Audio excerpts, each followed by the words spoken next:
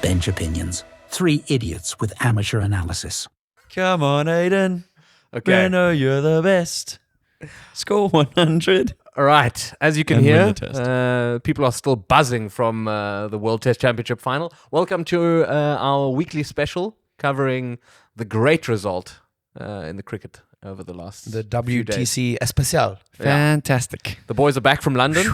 Where do we start? Physically, mentally, we're still there. In our What a Week episode this week, you guys are going to talk about everything outside of the cricket stadium. So give us an insight into what Lord's itself is like. What was it like for you guys visiting the home of cricket? Getting into the stadium, such a breeze. Yeah. Very well organized in that regard. You're allowed to take you're allowed to take a bottle of wine or Prosecco with you, or 2 cans of beer. So that's, and then as much like soft drinks and water and whatnot as you like. So that's nice, obviously, because that's just healthy. Gets you on your way. And then you can also bring as much food as you like. So like all of that is pretty well organized, smooth operation. And then the gate that we came through was the northern gate. You walk past the warm-up nets, and like our seats were really, really good. I mean, the only issue about our seats is that we're sort of on from the side, so you actually can't see the ball. You kind of look behind the wicket to see what the reaction is. Appeal. But in terms of actually seeing the ball, it's quite difficult. I went and I joined my cousin and some other seats over some of the days, and then if you got a bit more of an angle, you can actually see the ball quite nicely. You mean when you're more side on, or when you're more so behind when you're behind the wicket? Behind the wicket. Yeah. I also find in cricket it's one of those sports where it actually helps being a little bit higher up, because you get a much better view of like where people are. We were really close. I think we were row 9 and 10. Yeah. And what the really cool thing was, we sometimes had Ngidi, or we had Bosch, or we had Stark, like right in front of us, and could sort of chirp them a bit, or get them to give you a wave. I think not the most fun that we had there, but one of the things that we really enjoyed was popping our Prosecco corks onto the field, and then the security guard would go get it, and every time we would go, "Whoa!" as he picked it up, and then you'd give us a wave, and he was like, "Hi, how are you doing?" He must have loved that. He was loving it, man. He was the star of the show. He loved it. I mean, obviously, to recap, South Africa won their first ICC event. They're World Test champions. Their first ICC victory since 98. 98, when they won the Challenge ICC Trophy. Champions Trophy. Yeah. What a back and forth that was. Just one more thought on Lords. I've had a couple of experiences like this now, because I've been fortunate. I've watched a lot of sport growing up, like religiously, and then you end up at places that you've seen like your whole childhood. St. Andrews is one of those places for me where, like obviously there's high levels of expectation, whatever, and St. Andrews and Lords I put in a similar category to the fact that they just so effortlessly kind of live up to the expectations. What I found so good about Lords is that it's this perfect combination of old and new. So you've got the old pavilion end on the one side, and then you have the new the UFO and the new stands on the other side, and it's just all so well molded into each other. And then you walk sort of through the north gate and then around one of the main stands, the grandstands, and you've got the wall of remembrance and all the moments that have happened there over the years. And when you take a walk around the other side and go past the pavilion and everything, it just oozes like history and presence. So from that point of view, for me, it was just like obviously surreal to be there, because it's something that I'm so familiar with. It's like meeting a stranger that you've been chatting to for very many years. But so just that was incredible. That's something I feel like anyone who hasn't been to Lords and maybe has watched cricket their whole lives should try and get to experience. I mean, the ground itself is older than Johannesburg. It's just steamed in history. Yeah. No, it's a very special place to be. I would have loved to be there with you, but it was nice to watch on TV as well. I think I probably caught a better angle of the game and how things went. In 2 years' time, when we're back.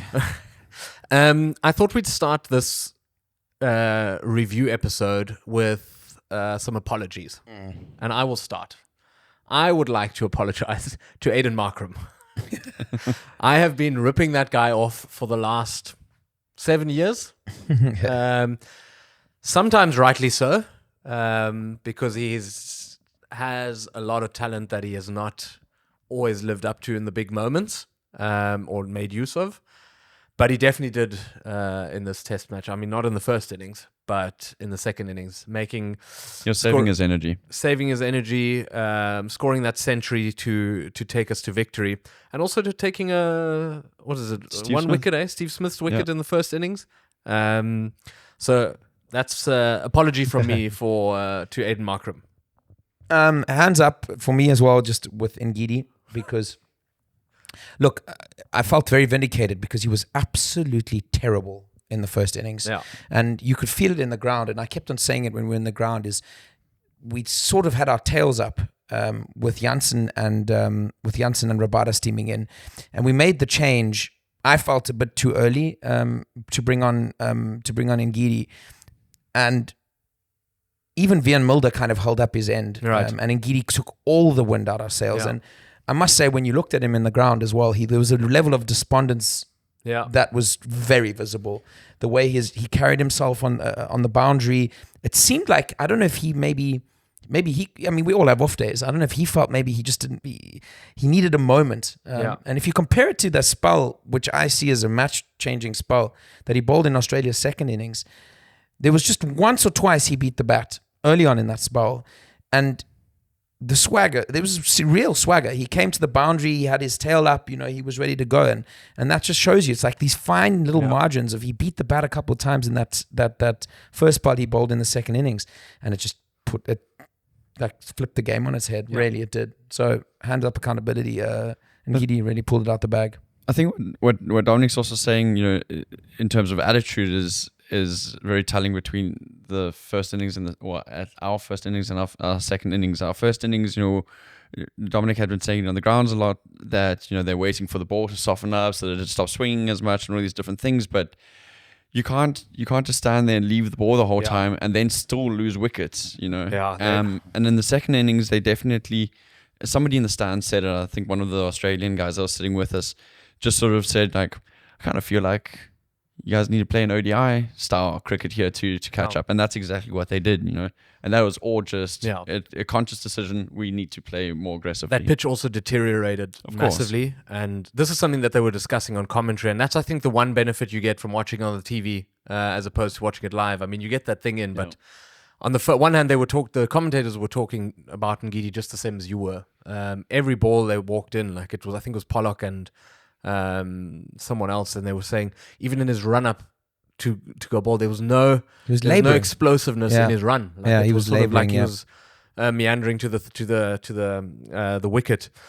And then on what you said, we definitely got the better end of the batting conditions. And in hindsight, the toss, right? Yeah, and it's the toss on one hand, but I completely agree with you. When we were batting at the end of day one, the strategy was obviously get to stumps.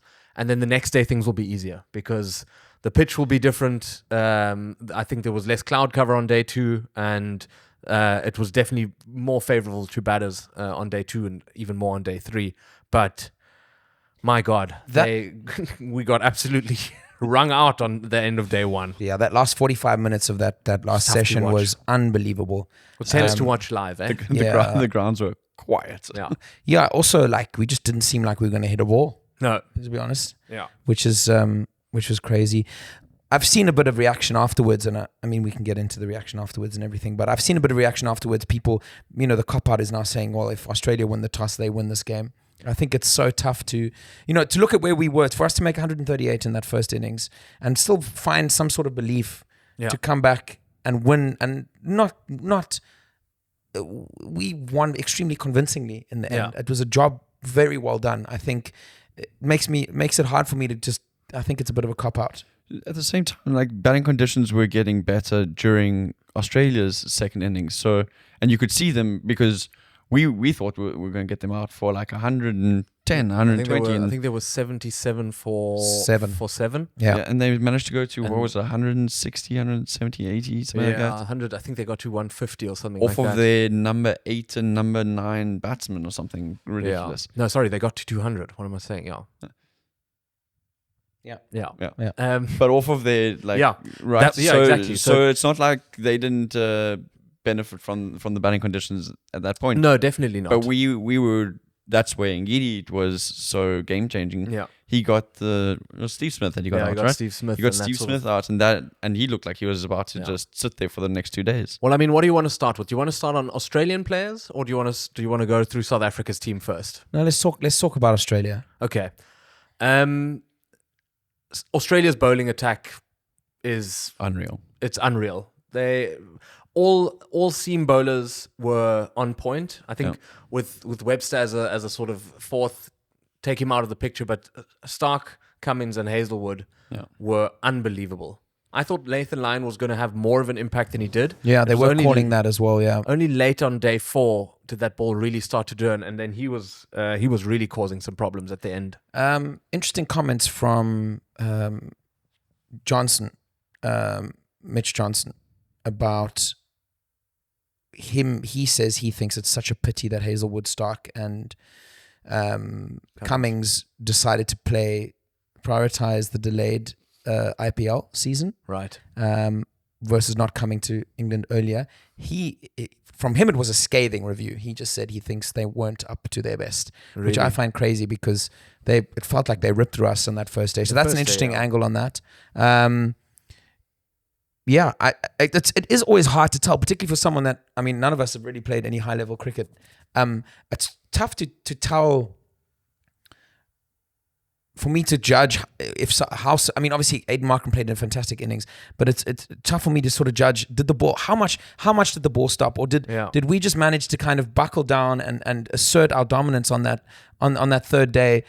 And I think you do. I mean, we saw it with Ngidi. You do. There must be a sense that when you hold that ball in your hand, there's just certain phases where you think, okay, I'm going to take a wicket here, and others where you're not, and where you just feel like you're bowling in and you're stuck in some sort of cycle. We mustn't forget the 3 drops that they had, right? Also massive. So that could have changed it in their favor For sure, absolutely. but it didn't. Yeah. All right. So Australian bowling lineup, from my opinion, they did very well. Could they have done better the second innings? Maybe, but there was what you were speaking about now. There was a certain level of application by Bavuma and Markram to the situation, which just nullified a lot of threat. Australia's batting lineup. Usman Khawaja completely misfiring. Came in with a lot of form and got out both innings very similarly. Sort of fishing outside off. A duck of 20 balls in that first innings. Labuschagne, now people asking where to for him from here. Questioning whether he already has the bottle to turn his career around. A lot of people saying maybe it's time he moves aside. I mean, he's not old, but people saying that he needs to step away from Test cricket for a while. Very disappointed there. In his defense, he's been moved up and down that Australian lineup quite a lot. They had him to open the batting, which some people maybe thought was a risk. And Australia did what we did as well. They batted someone at number 3 who had played very little test matches. Test match cricket at 3 as well. So I think there possibly some tactical decision making that was interesting. I ask myself what a personality like Constas would have possibly done for that batting lineup with his impetus. He's obviously he's someone that gets his back up for a big match. We've seen it in that Indian tour. He was up for it like no other of them. He was also around the ground and seemed like a big personality and a big character in the side. That's something you can question for sure. I think the sad thing about Labuschagne is that he got in on both occasions, and he was actually playing quite well, and then got out to what you can only attribute to, I guess, a lapse of concentration, almost giving his wicket away on both occasions. And you're almost critical of him in that sense because he was the one who could have anchored the innings so much better. And then once it drops down the line, you've got Green coming in at 3, and he couldn't bowl, but apparently the Australian coaches and the selectors said his batting is still up to par, and it was just found wanting. He was a very nervous looking batsman when he came out to bat. Immediately, I thought, here's another one you can get quickly. And once you get a few in succession, which is what South Africa went through in the first innings, that it just adds so much pressure to the lower order. And I mean, it went all the way through. Steve Smith, such a talented batsman, he's going to stay around for a while, but he didn't make big scores. And then Carey, Head, didn't add much. Head must be said as well. I think they talk him up majorly. He's also a blockbuster cricketer. Yeah. And I think that's what happened at the end of the day. I think at the end of the day, the individuals that make up this Australian side didn't show up. Steve Smith should never have thrown that wicket away against Markram. No. I think if he doesn't play that shot, we're probably talking about Australia being very close to winning this test match. Nevertheless, I found the ball that Markram bowled being a little bit of an unknown factor on the test scene, maybe also a bit of an unorthodox decision. I remember saying that when I was in the stands, I was saying, seems a bit unorthodox to me that you would bring Markram in now to bowl. But it worked, and he hit his straps pretty well for what you can consider a part-timer. Yeah. And he just, in a pressure situation, I would argue that he hit his straps so well that he forced Smith into that shot, which was a shot that lacked the control that we'd seen from Smith previously that day. So, but yeah, I think the individuals didn't. I think the individuals that make up this Australian side, paired with sort of maybe some strategic errors, are what lost them this game. Yeah, seems like the first innings they played their better cricket, and then when the pitch turned and it became more favourable for batting conditions, that's when they sort of came off the boil. Yeah, I think that's probably right. Let's go into the South African team and go through performers and some people who didn't perform, because there was a few out there who definitely were found wanting. Dazorzi was a great water boy. He was really quick to come onto the pitch. Let's start with the openers. Markram opened with Rickleton.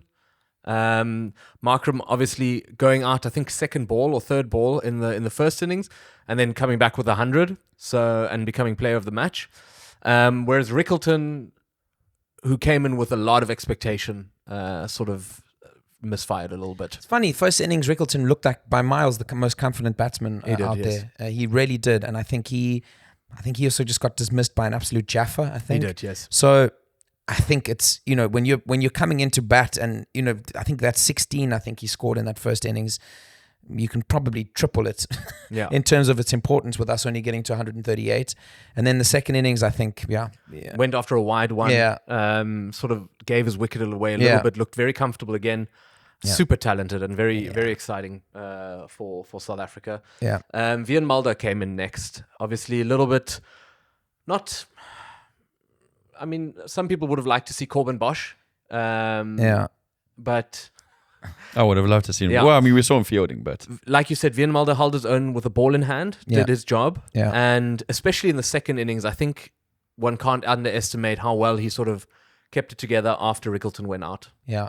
I mean, he's unproven at 3, and I think that's the thing. I think probably one of the first points you criticize if South Africa don't win this game is, why do you pick him why do you make the mistake Australia also made by picking someone that's inexperienced at 3, which is such a crucial position. Yeah. But I think, and we'll get to what this means for South African cricket moving forward, but I think therein lies the importance in him coming in at 3, putting in a really good bowling performance, and possibly, maybe this means they carry on with the experiment that is Vian Mulder as a real batting all-rounder. Yeah. Next up, Captain Fantastic, Temba Bavuma. I guess he also deserves, I've never been super critical of him. I've sometimes questioned to myself whether he's still good enough. But he definitely stepped up. I thought in both innings, and sort of, because in the first one, that was that first evening. I mean, he got beaten by everything, but he stuck around. Yeah. I think it was definitely, the first innings he stuck around a little bit, but it was definitely the second innings where he really helped Aiden Markram also just build a partnership. You know, he gave him a little bit of backbone, essentially, because everybody else had sort of gone out until that point. Even more impressive, I think, is the attitude that he brought to the field, going on with his hammy being strained, and saying no guys, I actually think South African captains love to go out. I need to come on here and keep that partnership going, keep that motivation going, and I think that galvanized the team. Yeah. I think Temba is the perfect example of what can happen if you persist and show faith in a test match cricketer. Yeah. I thought you were going to say if we all hold hands together. No. No, but I mean from a selector's point Yeah. of view, you know, Hashim Amla had a similar start to his test career. Yeah. And Temba's not had as long a career, but Temba has the second highest average out of anyone in this World Test Championship cycle. Yeah. Captaining aside, and you can't take that away from him. I think his average is well over 50 in the last 2 years in the WTC cycle. And hasn't lost a test match that he's captained. Exactly. And then to step into this role, you look at the context again of, I think he scored 90-something runs Yeah. in a very low-scoring test match. Those are the performances that get you over the line. Yeah. And I think then you can, you know, look, at the end of the day, obviously courageous of him with his hamstring, but it's not like the guy had a broken leg. Like, I think it was, you know, and they did talk about possibly, I mean, apparently Shukri Conrad said that he said, no, come off. Yeah. Let's get someone out there. So to persist through that, I think a lot of people trying to draw comparisons to Graham Smith and his broken hand. I think that's a bit different because having a broken hand and having the quicks in Australia bowl at you is maybe a bit different to straining your hamstring. Nonetheless, he came out and he showed leadership. Yeah. And I think he silenced a lot of doubters. And I personally think this has extended his test career by 2 to 3 years. For sure. Next up, Tristan Stubbs. A little bit of a misfire for him, unfortunately. Yeah. Was asked to do, I think came in at sort of in the second innings, or more in the first innings, you really wanted him to maybe kick on and get a 30, 40, 50 runs. Unfortunately, he couldn't. But the guy who came in after him, I think, actually... Betting him, yeah. Yeah, betting him really played well. He was, I think, our top scorer in the first innings. Yeah. Which was incredible because that ball moved like you can't believe. And in the second innings, sort of held it together to bring it over the line with Verena.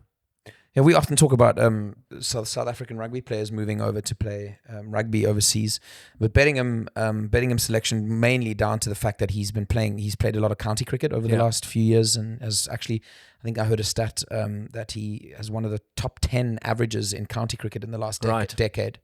So familiar with the conditions, smart selection, not necessarily something you would associate with CSA, but you're slowly starting to see a batting lineup form there that you would think is kind of upwardly mobile and has a good 3, 4, 5 years left in it to start building a team, which is I think something that we've struggled with guys coming in and out of that top order, middle order, for sure. Quick word on Verena, not only his batting, obviously, but his wicket keeping, very good. I mean, didn't really put a foot wrong, right? No. I mean, caught everything that needs to be caught, and good to have another talented wicketkeeper back, because that's something that South Africa's always done very well on. Keshav Maharaj, I think that wasn't a wicket for a spinner. No, still managed to take a wicket. I don't think Nathan Lyon took one.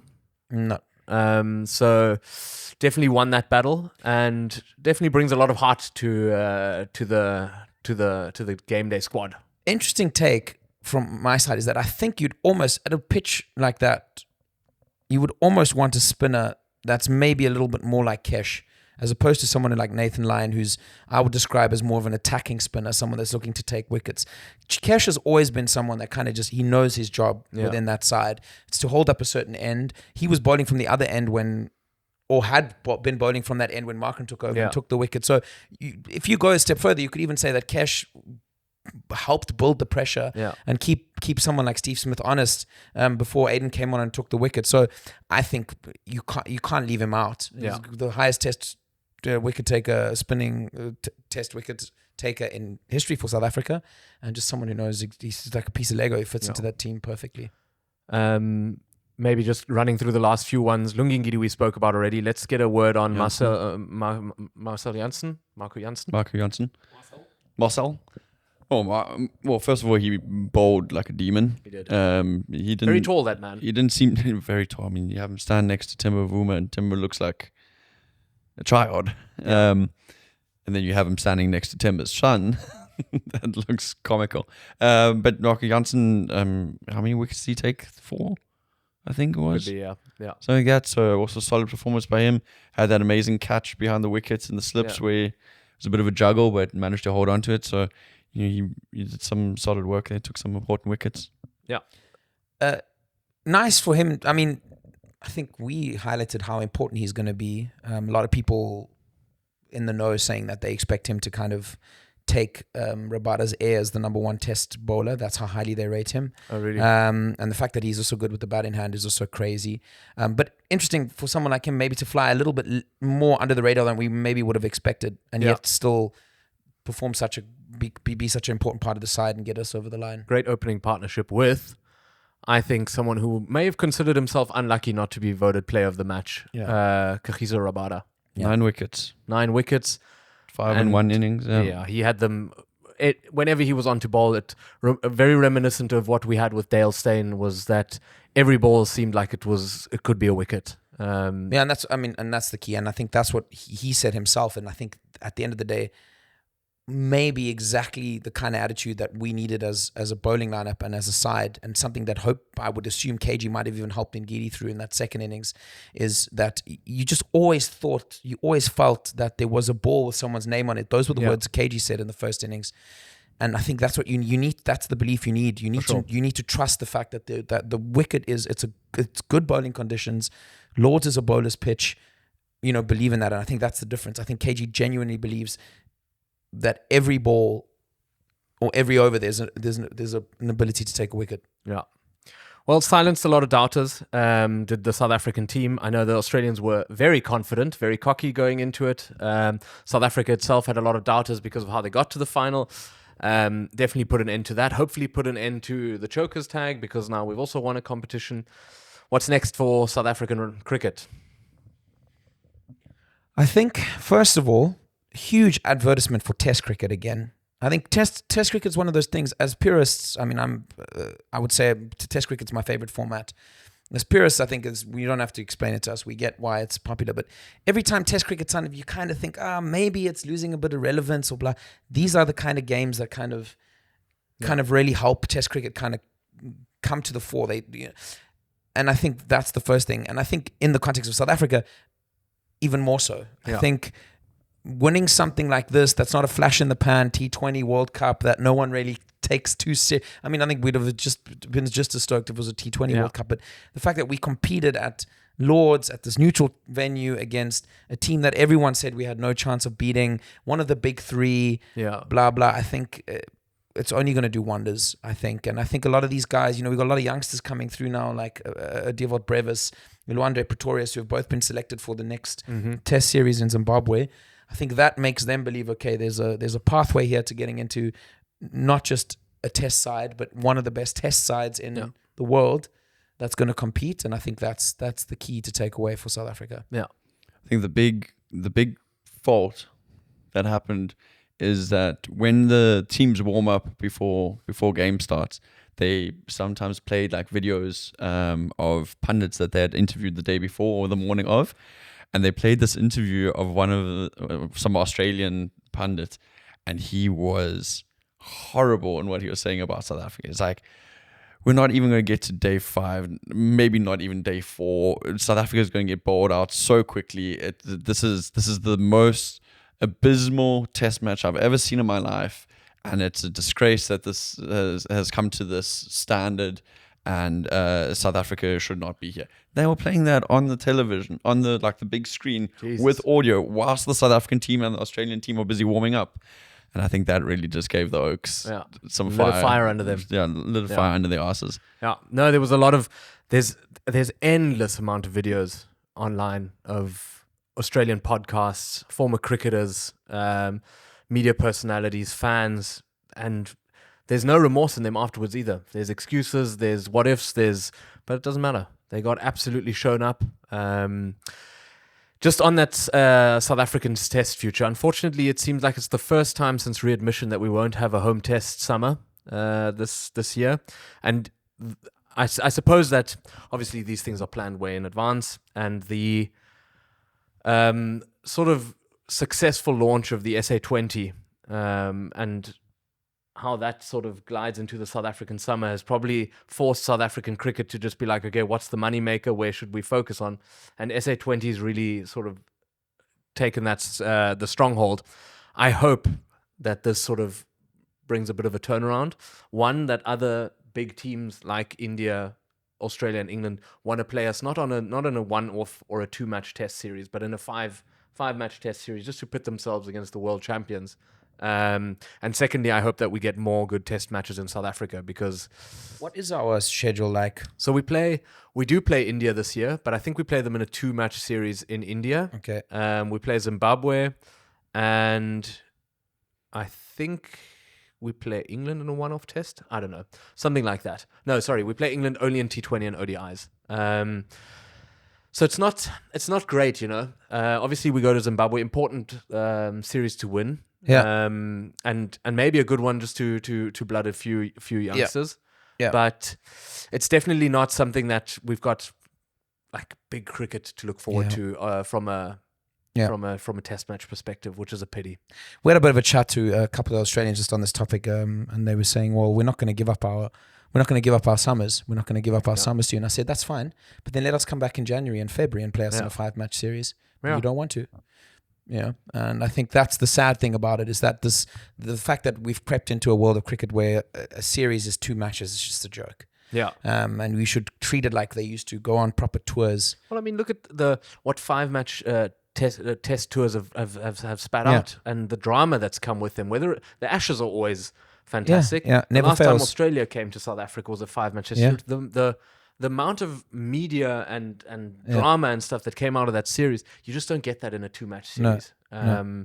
So yeah, I mean, let's see. Lots of things to look forward to. Great space for South African cricket to be in. I heard someone say this also gives the South African women, who have been punch for punch one of the best cricket teams in the world over the last few years, the chance to really have a South African summer and play a test match. So hopefully people show up for that. But yeah, anything else to add on the cricket front? Interesting to see where Australia goes. We've spoken about South Africa a lot. Interesting to see where they go from here. You know, Stark is 35, Hazelwood is 34, Cummings is 32. Spoke to some of the Australians in the ground, and I said, listen, is there anybody? And they couldn't answer. Right. And I know they have the habit of finding some guy who plays in for a club in Darwin who comes in and bowls at 107 million kilometers an hour. But yeah, it's interesting time for Australian cricket as well, because they'll be licking their wounds, and they've got an Ashes coming up. They do have an Ashes coming up. And I think their front 3 get to that Ashes for sure. Yeah. The bowlers, but they've got some work ahead of themselves for sure. Yeah.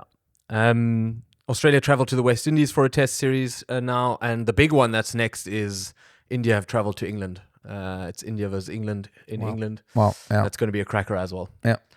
All right. I think that's it. Yeah. Thank you for listening. Thank you for tuning in. The boys are back. Broken. I can see it in their eyes. Yeah. But my voice is escaping me again. All right. Tomorrow you can tune into a What a Week episode, and thanks for listening to this week's content. Thanks. Goodbye. Bye.